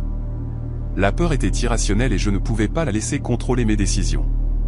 Oui, je suis disponible. Super. Tu pars dans 4 heures. La cargaison est déjà chargée. J'ai préparé rapidement. Vérifier chaque système. Vérifier tout l'équipement. Assurer que les 2 caméras de tableau de bord avaient un stockage frais. Que mon téléphone était complètement chargé. Que j'avais des piles supplémentaires pour la lampe torche. Si quelque chose arrivait, je le documenterais. Et si rien n'arrivait, je mettrais enfin tout cela derrière moi. La tempête et l'appel. La route hors de Fairbank était familière. Je l'avais conduite assez de fois pour pouvoir presque la faire les yeux fermés. La météo était décente, température moins 28 degrés Celsius, neige légère, mais pas de vent, bonne visibilité. J'ai atteint l'approche du lac Kivalina vers 15 heures. La lumière commençait déjà à faiblir. Les jours d'hiver étaient courts aussi loin au nord. À 16 heures, il ferait nuit noire. Je traverserais dans le crépuscule. J'ai contacté Cléo par radio. Approche de la traversée du lac. Les conditions semblent stables. Reçu. La surveillance aérienne confirme l'épaisseur de la glace à 91 cm. Bien au-dessus du minimum de sécurité. Tu es autorisé à procéder. Compris. Je me suis aligné avec le point d'entrée, allumé mes feux de brouillard, vérifié les rétroviseurs. Derrière moi, la route s'étendait vide. Devant, le lac s'ouvrait, gris et plat. Des poteaux marquants montraient clairement dans mes phares. J'ai commencé la traversée, vitesse à 20, bien lentement. La glace semblait solide. Pas de flexion, pas de jeu, bonne condition de traversée. À mi-chemin, 1 mile. Le soleil se couchait derrière moi, projetant de longues ombres sur la glace. La réflexion rendait plus difficile l'évaluation des distances, mais les poteaux étaient assez clairs. Je les ai suivis attentivement. 1 mile et demi. Presque terminé. Cela allait bien se passer. Une traversée facile, sans problème. J'avais enfin prouvé à moi-même que l'expérience précédente était une exception. C'est alors que mon téléphone a sonné, monté sur le tableau de bord, connecté au haut-parleur de la cabine. J'ai jeté un coup d'œil à l'écran. Numéro inconnu. J'ai failli ne pas répondre, mais cela aurait pu être la centrale appelant depuis une autre ligne. J'ai appuyé sur accepter. Ici Arlon. Silence. Pas de ligne morte, mais une présence. Quelqu'un en ligne ne parlant pas, allô, j'ai dit. Une voix est venue. basse, déformée. Arrête le camion. Mon sang s'est glacé. C'était la même voix du talkie-walkie, le murmure, mais plus clair cette fois, plus défini. Qui est-ce? J'ai demandé. Arrête le camion. Descends. Marche jusqu'au bord. J'ai regardé le téléphone, affichant toujours un numéro inconnu. J'ai appuyé sur raccrocher. L'appel s'est terminé. Mes mains tremblaient. Juste un appel farceur. Quelqu'un usurpant des numéros, s'amusant avec les conducteurs. Cela arrive parfois. Les gens trouvent ça drôle. Le téléphone a sonné à nouveau. Même numéro inconnu. Je n'ai pas répondu. L'ai laissé aller sur la messagerie. Il a sonné puis s'est arrêté. 10 secondes plus tard, il a sonné à nouveau. J'ai attrapé le téléphone, l'ai éteint complètement. Silence. Juste le ronronnement du moteur et le son creux des pneus sur la glace. Continue. Ne t'arrête pas, j'étais à 300 mètres de l'autre rive. Presque là. Le talkie-walkie a crépité. J'ai sursauté, mais c'était Cléo. Arlon, tu me reçois. Reçu. Juste un point. Tu devrais terminer la traversée maintenant. Affirmatif. 200 mètres. Bien. On voit de la météo arriver. Neige légère. Rien de sérieux. Devrait se dégager d'ici demain matin.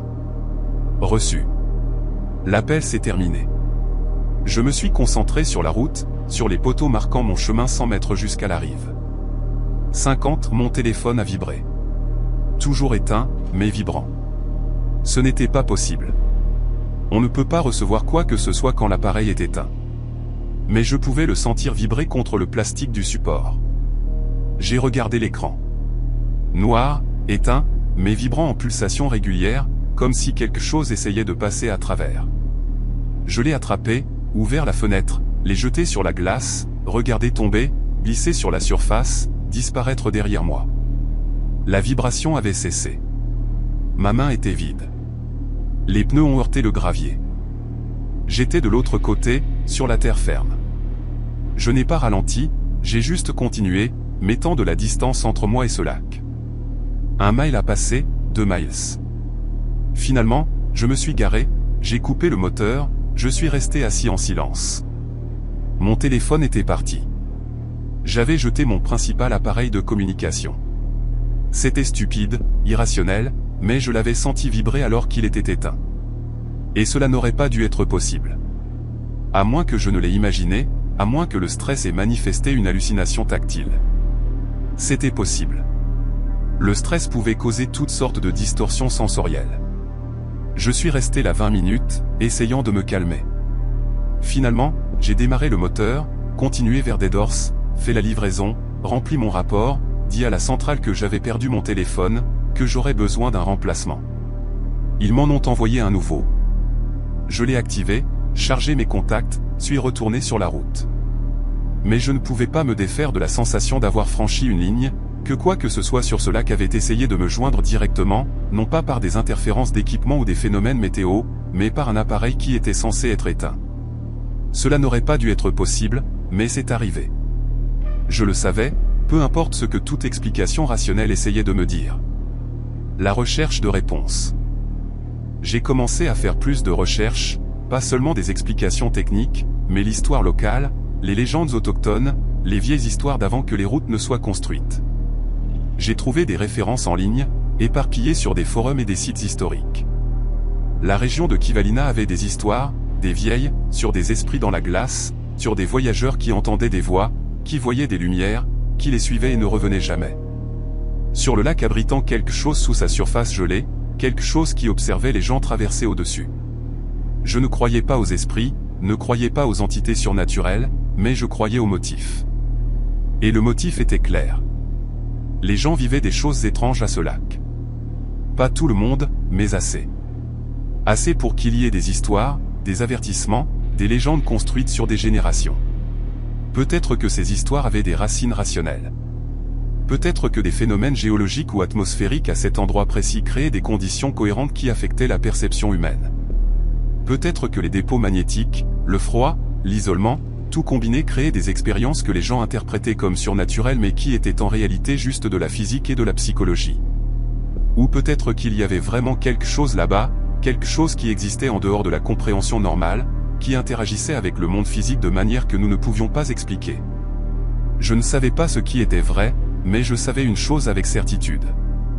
Chaque fois que je traversais ce lac, quelque chose prêtait attention et cela se rapprochait, devenait plus direct, passant de lumières lointaines à des voix à la radio, à des appels sur mon téléphone, comme si cela apprenait à me joindre, comme si cela testait différentes méthodes, différentes approches, comme si cela essayait de communiquer ou d'essayer de me faire m'arrêter.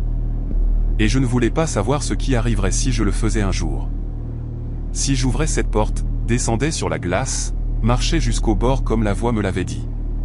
Parce qu'au fond, sous toutes les explications rationnelles et les théories psychologiques que je connaissais, quoi que ce soit sous cette glace, cela attendait, patient, observant tout le monde qui traversait. Et tôt ou tard, cela trouverait quelqu'un qui écouterait, quelqu'un qui s'arrêterait. Je devais juste m'assurer que ce ne serait pas moi. La rencontre avec la police. J'ai planifié une réunion avec la centrale la semaine suivante, leur ai dit que je devais parler des affectations d'itinéraire. Je me suis assis dans le bureau de Cléo, j'ai essayé de trouver comment le formuler sans sembler instable. Je veux demander une réaffectation permanente hors de l'itinéraire de la Dalton Highway, j'ai dit. Spécifiquement, tout itinéraire qui traverse le lac Colina. Cléo m'a regardé, de l'inquiétude dans les yeux. Arlon, quelque chose ne va pas? Tu es l'un de nos meilleurs conducteurs sur cet itinéraire. Rien ne va mal. J'ai juste besoin de changer. Je l'ai fait trop longtemps. J'ai besoin de variété. Elle m'a étudié pendant un long moment. C'est à propos de ce qui s'est passé il y a 2 mois, n'est-ce pas? L'incident du convoi, les conducteurs disparus. Non. Enfin, peut-être. Je ne sais pas. Je pense juste que c'est mieux si quelqu'un d'autre fait ses courses. Arlon, nous avions des conseillers disponibles après cet incident pour tout conducteur qui avait besoin de parler. En as-tu profité? Je vais bien, Cléo. Je n'ai pas besoin de conseils. Je veux juste des itinéraires différents. Elle a soupiré. D'accord, je peux accommoder ça. On a plein d'autres itinéraires qui ont besoin de couverture. Mais si tu changes d'avis, si tu veux parler de ce qui s'est passé là-bas, ma porte est ouverte. Je l'apprécie. J'ai quitté son bureau en ressentant à la fois du soulagement et de la honte. Soulagement de ne plus avoir à traverser ce lac. Honte de laisser la peur dicter mes choix. Mais c'était la bonne décision. Je le savais, parce que l'alternative était de continuer à traverser, de continuer à m'exposer à ce qui se passait là-bas. Et éventuellement, quelque chose irait mal. Éventuellement, je serais le conducteur qui ne reviendrait pas. Celui qu'il trouverait arrêté sur la glace ou qu'il ne trouverait pas du tout. J'avais eu de la chance jusqu'à présent. Chance que j'avais continué à avancer, que je n'avais pas écouté les voix. Mais la chance s'épuise, et je n'étais pas prêt à parier ma vie que je resterais chanceux pour toujours. La découverte inquiétante. J'avais roulé sur des itinéraires côtiers pendant 6 semaines. Gnome à Kotzebue, Barrow à Prudhoe, n'importe où qui me tenait éloigné de ce lac. Le travail était bon. Le salaire était décent et je dormais mieux. Pas de rêve sur les lumières sous la glace. Pas de réveil à 3 heures du matin avec le cœur battant. Cléo avait tenu parole. Elle ne m'avait jamais assigné de course sur la Dalton. N'avait jamais remis en question ma décision. D'autres conducteurs avaient pris ces itinéraires sans problème. La vie continuait. Puis février est arrivé et tout a changé. La tempête est arrivée vite. Un de ces systèmes qui tombent de nulle part et ferment la moitié de l'État. Les vitesses du vent ont atteint 110 km/h. La température est tombée à moins 50 degrés Celsius avec le refroidissement éolien. La visibilité est tombée à 0 sur la plupart des itinéraires nordiques. J'étais à la base de Fairbanks quand Cléo m'a appelé dans son bureau. Son visage était tendu, stressé. On a une situation. Quel genre de situation? Urgence médicale à Dead Horse. Fourniture critique nécessaire dans les 12 heures. Médicaments pour un travailleur qui a eu une réaction allergique sévère. Sans ça, il mourra. Et le transport aérien. Cloué au sol. Tout est cloué au sol. La tempête est trop sévère. On a besoin d'un conducteur prêt à faire la course. Mon estomac s'est noué. Dalton Highway. Elle a hoché la tête. C'est le seul itinéraire qui est même marginalement praticable. Et à peine. On a déjà 2 conducteurs sur la route qui ont fait demi-tour. On dit que les conditions étaient impossibles. Alors comment je suis censé passer? Tu l'as déjà fait dans des conditions comme celle-ci avant. Tu connais cette route mieux que quiconque. Et elle a fait une pause. Tu es le seul conducteur en qui j'ai confiance pour y arriver.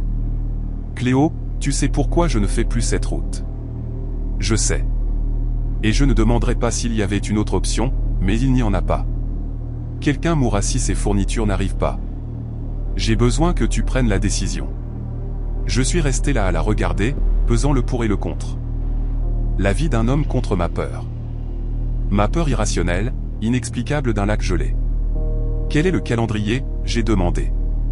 Tu devrais partir dans l'heure. La tempête est censée se calmer vers minuit, mais on ne peut pas attendre aussi longtemps. Tu devras conduire à travers. En solo. Oui. Sans convoi. Sans secours. Juste moi. J'ai pensé à dire non.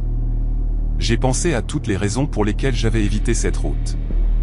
Les murmures, les lumières, le téléphone vibrant alors qu'il était éteint, la sensation d'être observé par quelque chose de vaste et de patient. Mais puis j'ai pensé à un homme allongé dans une installation médicale.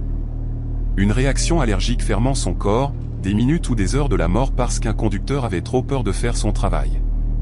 Je le ferai, j'ai dit. Le soulagement a inondé le visage de Cléo. Merci. La cargaison est déjà chargée. Conteneur isolé spécial. Contrôle de température. Tu perds l'alimentation, tu as peut-être 4 heures avant que le médicament ne se dégrade. Compris. Elle m'a tendu les documents d'itinéraire. Reste en contact autant que possible. Si les conditions deviennent trop sévères, gare-toi et attends que ça passe. Un retard est mieux que de perdre à la fois toi et la cargaison. J'ai pris les papiers, suis allé préparer mon camion. Le vent dehors hurlait déjà, la neige tombant en rafale. Cela allait être mauvais. Pire que tout ce que j'avais conduit auparavant. J'ai fait une vérification minutieuse. Moteur, pneus, chaînes, lumière, système de secours. Tout devait être parfait. Pas de place pour une défaillance mécanique. Pas dans ces conditions.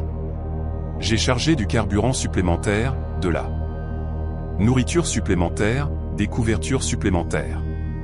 Si je me retrouvais bloqué, j'avais besoin de pouvoir survivre. Le radio CB était neuf, remplacé après le dernier incident. Je l'ai testé. Signal clair, pas d'interférence. Les 2 unités GPS fonctionnaient. Les caméras de tableau de bord enregistraient. Téléphone complètement chargé.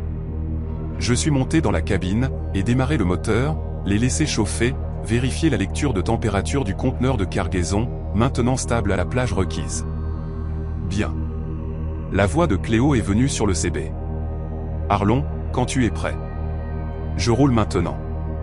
Je suis sorti du parking dans la tempête. La visibilité était peut-être de 6 mètres.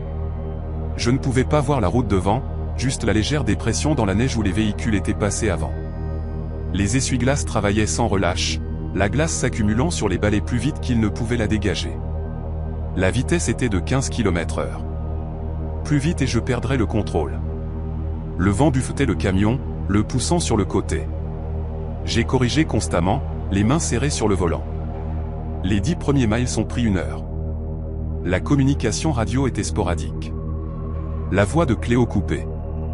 Je lui ai donné des mises à jour de position quand j'ai pu. Elle a confirmé la réception, m'a encouragé à rester en sécurité. Au mile 20, la nuit était tombée. Mes phares pénétraient à peine la tempête. Je conduisais à l'aveugle, faisant confiance à la sensation plus qu'à la vue. La route était toujours là. Je pouvais la sentir à travers les pneus, à travers la façon dont la remorque tirait. Mile 40, mile 60. Le temps est devenu sans signification. Juste un blanc sans fin, un vent sans fin, une tension sans fin. Mes épaules me faisaient mal de serrer le volant. Mes yeux brûlaient de fixer la tempête. Autour du mile 80, le CB s'est animé. Parasite lourd, mais en dessous des voix. Plusieurs voix se chevauchant. Je ne pouvais pas distinguer les mots, juste le rythme de la parole, montant et descendant comme une conversation se déroulant au loin. J'ai ajusté le squelch. Les voix sont restées, changées de canaux, toujours là, comme si elles venaient à travers chaque fréquence à la fois. Cléo, tu reçois ces interférences? Pas de réponse. Juste ces voix continuant leur dialogue incompréhensible. J'ai réessayé. Centrale, ici le RIC 4. Tu me reçois. Les voix se sont arrêtées. Silence complet. Puis une voix est venue, claire et distincte. Arlon, mon nom prononcé par quelqu'un qui me connaissait. La voix était familière mais fausse, comme entendre un enregistrement de soi-même joué de manière déformée. Qui est-ce? J'ai demandé. Tu n'aurais pas dû revenir. Identifie-toi. Tu es resté loin. Tu as été intelligent. Pourquoi es-tu revenu? Je n'ai pas répondu. J'ai continué à conduire, les yeux sur la route à peine visible. On t'a attendu, a dit la voix, on t'a observé. On savait que tu reviendrais éventuellement. Ils reviennent toujours. C'est un canal d'urgence fermé. Quitte cette fréquence. Rire. Bas et faux. Comme s'il venait de plusieurs sources. Légèrement désynchronisé. Tu le sens, n'est-ce pas? De plus en plus proche. Presque là maintenant. J'ai regardé mon GPS. Marqueur kilométrique 140. 60 miles de la traversée du lac. Toujours un bout de chemin. Mais la voix avait raison. Je pouvais le sentir. Cette présence. Cette conscience. La même qu'avant, mais plus forte, comme si cela s'était accumulé pendant mon absence, attendant. La tempête s'est intensifiée. Le vent a frappé le camion si fort qu'il a tangué sur le côté. J'ai lutté avec le volant, les ramener. La vitesse est tombée à 10 km/h. Arlon, écoute-moi. La voix à nouveau, mais différente cette fois, moins déformée, presque préoccupée. Quand tu atteindras le lac, ne traverse pas, fais demi-tour. Reviens. Je ne peux pas faire demi-tour. La vie de quelqu'un dépend de cette livraison. Beaucoup de vies ont dépendu des traversées. La glace prend ce qu'elle veut. La glace est de l'eau gelée. Elle ne veut rien. Tu sais que ce n'est pas vrai. Tu as vu. Tu as entendu. Tu sais qu'il y a quelque chose là-bas. Je le savais. Je l'avais su depuis la première traversée. Mais l'admettre semblait comme céder à la folie. Même si quelque chose est là, j'ai dit, je dois quand même traverser. C'est mon travail. Silence. Un long moment. Puis, on a essayé de te prévenir. Souviens-t'en. Quand cela arrivera, souviens-toi qu'on a essayé. La transmission s'est terminée. J'ai essayé de joindre Cléo à nouveau. Pas de réponse. J'ai essayé d'autres canaux. Silence sur tous. J'étais seul, complètement seul dans une tempête, me dirigeant vers un lac gelé que je savais avec une certitude absolue être mauvais. Qui abritait quelque chose de patient et de vaste et d'affamé. Mais j'ai continué à conduire parce qu'un homme mourait et cette cargaison était sa seule chance. La traversée finale. Mile 160, mile 180. L'arrêt abandonné où j'avais vu ce pick-up pour la première fois est passé dans l'obscurité. Je n'ai pas regardé. Je ne voulais pas savoir s'il y avait quelque chose là-bas. Mile 195. 15 miles du lac. La tempête était à son apogée. Je ne pouvais rien voir. Pas la route, pas les arbres, rien. Juste un chaos blanc dans toutes les directions. Mais j'ai continué à avancer, faisant confiance à l'instinct et à l'expérience. Puis le vent s'est arrêté complètement. Une seconde il hurlait, la suivante silence. La neige tombait encore, mais droit vers le bas maintenant. Pas de mouvement horizontal, pas de rafale, juste une descente douce dans les faisceaux des phares. L'absence soudaine de vent était plus dérangeante que la tempête ne l'avait été. Cela semblait antinaturel. Faux. J'ai vérifié les jauges. Tout normal. J'ai vérifié les rétroviseurs. Rien derrière moi. La route devant s'est légèrement ouverte. Je pouvais voir peut-être 50 mètres maintenant. La ligne d'arbres s'est terminée. J'avais atteint l'approche du lac. J'ai ralenti à un rythme d'escargot, peut-être 3 km/h. Les poteaux d'entrée étaient visibles, marquant l'itinéraire à travers la glace. Au-delà, le lac s'étendait plat et sombre. Aucun poteau réfléchissant visible au-delà des premiers. La tempête les avait ensevelis ou la visibilité était trop mauvaise ou ils n'étaient plus là. Je me suis arrêté à l'entrée, mis le camion au point mort, suis resté assis, moteur au ralenti. Chaque instinct hurlait de faire demi-tour, de signaler que les conditions étaient impossibles, qu'aucune quantité de cargaison ne valait cette traversée.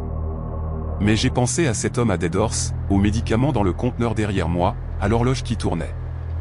J'ai vérifié la température de la cargaison. Toujours stable, toujours viable. Si je faisais demi-tour maintenant, il mourrait.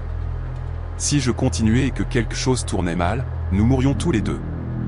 Mais si je n'essayais pas au moins, je ne me le pardonnerais jamais. J'ai mis le camion en marche, pressé doucement l'accélérateur. Les pneus ont roulé vers l'avant sur la glace. Ce sont creux. Cette sensation de fragilité sous le poids, mais la glace a tenu. J'ai continué à avancer, suivant là où la route devait être, même si je ne pouvais pas voir les poteaux. Un quart de mile à l'intérieur, le silence était complet maintenant. Même le moteur semblait étouffé, comme si le son était absorbé par quelque chose. Je pouvais entendre ma propre respiration forte dans la cabine. Un demi-mile. L'obscurité au-delà de mes phares semblait solide, oppressante, comme si je conduisais à travers quelque chose de plus épais que l'air. Mon CB a crépité, pas des voix, juste un ton unique. Basse fréquence, pulsation régulière, comme un battement de cœur, mais trop lent, trop profond. J'ai tendu la main vers l'interrupteur, j'ai pensé à l'éteindre. Mais si Cléo essayait de me joindre, si j'avais besoin d'aide, j'aurais besoin de la radio. Le ton a continué, rythmé, patient. Un mile à l'intérieur, à mi-chemin. Les phares ont attrapé quelque chose devant. J'ai plissé les yeux, et essayé de distinguer. Une forme, sombre contre le blanc. En m'approchant, cela s'est précisé. Un véhicule arrêté au milieu de l'itinéraire. Ma gorge s'est serrée. J'ai encore ralenti, approché prudemment. C'était un rig. Même modèle que le mien, même schéma de couleur, même configuration de cargaison. Je me suis arrêté à 20 mètres. Le rig devant était sombre. Pas de lumière, pas de moteur en marche, abandonné. J'ai attrapé ma lampe torche, commencé à ouvrir la porte, puis me suis arrêté, me suis souvenu de tous les avertissements. Ne t'arrête pas, ne descends pas, continue. Mais quelqu'un pourrait avoir besoin d'aide. Un autre conducteur pourrait être dans cette cabine, gelé, mourant. J'ai ouvert la porte. Le froid m'a frappé comme un mur. Moins 50 degrés Celsius, peut-être plus froid. Ma respiration a gelé dans l'air. Je suis descendu. Le faisceau de ma lampe torche coupant à travers l'obscurité. Je me suis approché du rig lentement. Le conteneur de cargaison était identique au mien. Même unité isolée. Même système de contrôle de température. Je suis allé du côté conducteur, et dirigé ma lumière vers la fenêtre. Vide. Personne à l'intérieur, mais la porte était fermée, verrouillée. Le moteur était froid, éteint depuis des heures au moins. J'ai vérifié la lecture du conteneur de cargaison. La température baissait. L'avait fait depuis un moment. Quoi que ce soit qui était là-dedans était ruiné. Je me suis éloigné du rig, et balayé ma lampe torche autour, cherchant des empreintes, un signe de l'endroit où le conducteur était allé. Rien, juste de la glace lisse et de la neige tombante. Puis j'ai remarqué quelque chose. Le rig était tourné dans la mauvaise direction. Il ne pointait pas vers le sud, vers l'autre rive.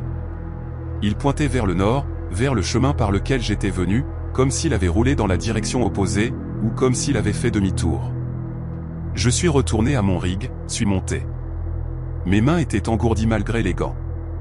J'ai démarré le moteur, mis le chauffage à fond, suis resté assis, fixant ce véhicule abandonné dans mes phares. Le ton du CB a changé, plus rapide maintenant, plus urgent, presque frénétique. J'ai mis le rig en marche, conduit autour du véhicule abandonné, lui ai donné une large marge. En passant, j'ai regardé dans mon rétroviseur latéral. Juste une seconde, j'ai cru voir quelqu'un debout à côté, une silhouette en équipement d'hiver me regardant passer. J'ai cligné des yeux. Rien là. Juste le rig vide disparaissant lentement derrière moi. 1 mile et demi, les 3/4 traversés. Presque terminé. La glace a gémi plus fort que je ne l'avais jamais entendu. Le son a résonné à travers tout, à travers le châssis, à travers mes os. Cela a duré 10 secondes, puis s'est arrêté. Le silence qui a suivi était pire. J'ai vérifié mes rétroviseurs à nouveau. Rien derrière moi. J'ai regardé devant. Rien de visible sauf la neige et l'obscurité. Le ton du CB s'est arrêté. Silence complet. Puis une voix. Claire. Pas de distorsion. Pas de parasite. Arlon, arrête le camion. C'était ma voix. Exactement ma voix. Comme si je me parlais à moi-même. Arrête le camion et regarde en bas. Je ne me suis pas arrêté. J'ai continué à conduire. Vitesse à 5 km/h. Mouvement régulier vers l'avant. Tu dois voir. Tu dois comprendre. Je n'ai pas besoin de faire quoi que ce soit sauf terminer cette traversée, j'ai dit à voix haute. Regarde en bas, sur la glace. Vois ce qu'il y a en dessous. Contre mon meilleur jugement, j'ai regardé par la fenêtre latérale vers la surface du lac. Mes phares l'éclairaient, montrant la texture, les motifs dans la glace. Et en dessous, quelque chose bougeait. Grand, fluide, suivant le mouvement du rig. Je pouvais le voir comme une obscurité sous la glace, une forme qui était presque familière, mais pas tout à fait juste. Cela correspondait à ma vitesse. Restant directement en dessous. J'ai détourné le regard, me suis concentré sur la route devant moi. Un quart de mile jusqu'à l'autre rive. 2 minutes à cette vitesse. Juste 2 minutes. Il te connaît maintenant, a dit ma voix depuis le CB. Il a appris. À chaque traversée, il apprend davantage. Comment atteindre, comment parler, comment appeler. Tais-toi, j'ai dit. Bientôt, il n'aura plus besoin de la radio, n'aura plus besoin de téléphone ou d'équipement. Il atteindra directement tes pensées, tes rêves. Tu l'entendras partout. L'autre rive est apparue dans mes phares. Terre ferme, arbre, sécurité. Tu ne peux pas lui échapper, Arlon. Il fait partie de toi. Maintenant. Partie de ta mémoire. Chaque fois que tu dors, tu seras de retour ici. Chaque fois que tu fermes les yeux, tu verras la glace. Les pneus ont heurté le gravier. J'étais de l'autre côté, sur la terre ferme. Je n'ai pas ralenti. J'ai continué. J'ai mis de la distance entre moi et ce lac. 1 mile, 2 miles, 5 miles. Finalement, je me suis garé, j'ai éteint le CB, suis resté assis en silence. Mes mains tremblaient. Tout mon corps tremblait, mais j'avais réussi. J'avais traversé, et j'étais vivant, et la cargaison était intacte.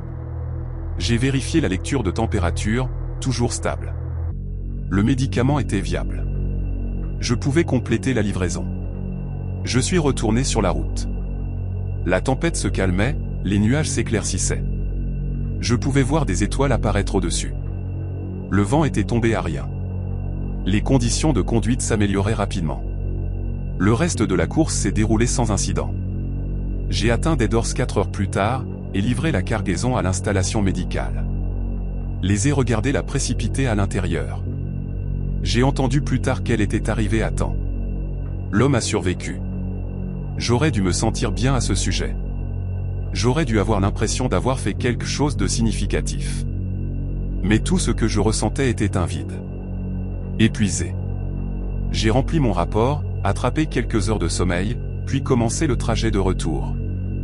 Un itinéraire différent cette fois. Plus long, mais plus sûr. Je ne traversais plus ce lac. Plus jamais. La découverte finale. De retour à la base, Cléo m'a rencontré dans le parking. J'ai entendu dire que tu avais réussi. C'était un travail incroyable, Arlon. Tu as sauvé une vie. J'ai juste fait mon travail, j'ai dit. Quand même, peu de conducteurs auraient pu faire cette course dans ces conditions. Tu devrais être fier. J'ai hoché la tête. Je ne lui ai pas parlé du rig abandonné sur la glace. De ma propre voix venant du CB. De la forme qui bougeait en dessous. Je prends quelques jours de congé, j'ai dit. Quelques semaines, peut-être un mois. J'ai besoin de décompresser. Tu l'as mérité.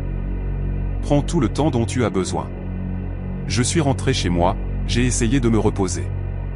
Mais le sommeil ne venait pas. Chaque fois que je fermais les yeux, j'étais de retour sur cette glace, la sentant sous moi, sentant cette vaste présence en dessous. Et la voix avait raison. Elle était dans mes pensées maintenant, ne parlant pas, juste là, une pression à l'arrière de mon esprit, une conscience que j'étais observé, même à des centaines de miles de ce lac. J'ai commencé à faire plus de recherches, creusant plus profondément dans l'histoire locale. J'ai trouvé des références au lac qui remontaient à des siècles. Différents noms, différentes langues, mais les mêmes histoires. Quelque chose vit en dessous. Quelque chose d'ancien, de patient. Les peuples autochtones l'évitaient quand c'était possible. Construisaient des établissements autour, pas à travers. Ils savaient. Puis les ingénieurs modernes sont arrivés, ont décidé que la glace était stable, que l'itinéraire était viable. Ils ont construit la route, ont commencé à envoyer des convois à travers, et des conducteurs ont commencé à disparaître. Pas beaucoup, juste assez. Tous les quelques années, toujours en hiver, toujours sur la glace. Les rapports officiels blâmaient la météo, les défaillances mécaniques, les erreurs de conducteurs. Mais les conducteurs qui avaient survécu, qui avaient vu des choses, entendu des choses, ils savaient mieux. J'ai trouvé un forum en ligne, un groupe privé, sur invitation seulement. Des conducteurs qui avaient traversé Kalina et vécu des anomalies. Il y en avait des dizaines comme moi, tous avec des histoires similaires. Des lumières, des voix, des sensations d'être observés. Un conducteur s'était arrêté. Contre tous les conseils, il s'était arrêté sur la glace et était descendu. Il avait marché jusqu'au bord de l'itinéraire, avait regardé vers le bas à la glace sous ses pieds, avait dit qu'il pouvait voir quelque chose là-bas. Quelque chose qui le regardait en retour. Il avait traversé, était rentré chez lui, mais il n'avait plus jamais conduit. Avait complètement quitté l'industrie. Avait dit qu'il ne pouvait pas oublier ce qu'il avait vu. Qu'il ne pouvait pas arrêter d'entendre la voix qu'il avait appelée. Je n'ai pas demandé ce qu'il avait vu. Je ne voulais pas savoir parce que j'avais le sentiment de le savoir déjà. Cette forme sous la glace suivant le riz qui n'était pas aléatoire. C'était quelque chose de conscient, quelque chose choisissant de se révéler. Un mois a passé, puis 2. Je suis resté loin de la route, et dit à la centrale que je gérais des problèmes familiaux. Ils n'ont pas insisté. Finalement, l'argent est devenu serré. J'avais besoin de travailler. Cléo a appelé avec une offre.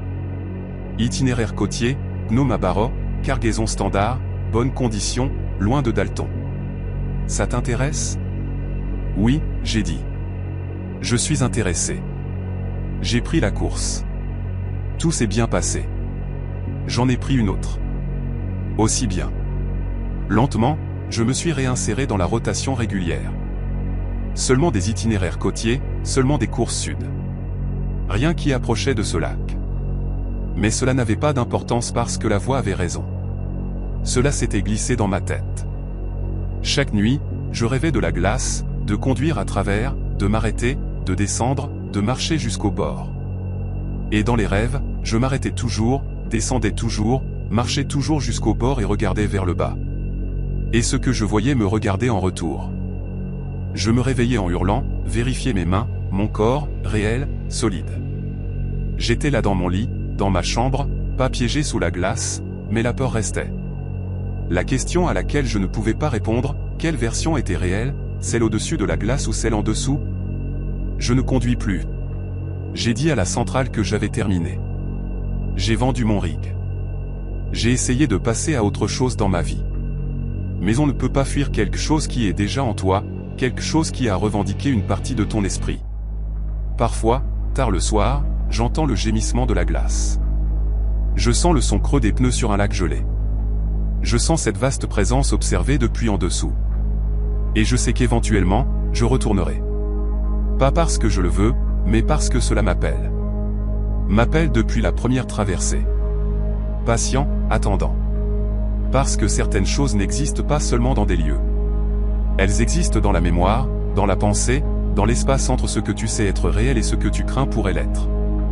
Et une fois qu'elles sont en toi, une fois qu'elles t'ont marqué, tu n'es jamais vraiment loin d'elles. Tu existes juste dans l'espace entre la traversée et le retour, entre la surface et ce qui se trouve en dessous. Je ne sais pas quand je retournerai, mais je sais que je le ferai. Je sais qu'un jour, je me retrouverai à conduire vers le nord, traversant ce lac, m'arrêtant au milieu, descendant, et voyant enfin ce qui m'a attendu tout ce temps. Mais jusqu'à ce que ce jour arrive, je garderai les lumières allumées, le radio éteint, les yeux vers l'avant et l'esprit occupé. Parce que l'alternative, c'est de trop réfléchir à ce que j'ai vu dans ce rêve, à quelle version de moi est réelle, à savoir si je suis celui qui vit cette vie, ou si je suis déjà sous la glace, rêvant que je m'en suis échappé. Je ne sais pas ce qui est pire, retourner ou ne jamais savoir si j'ai vraiment quitté.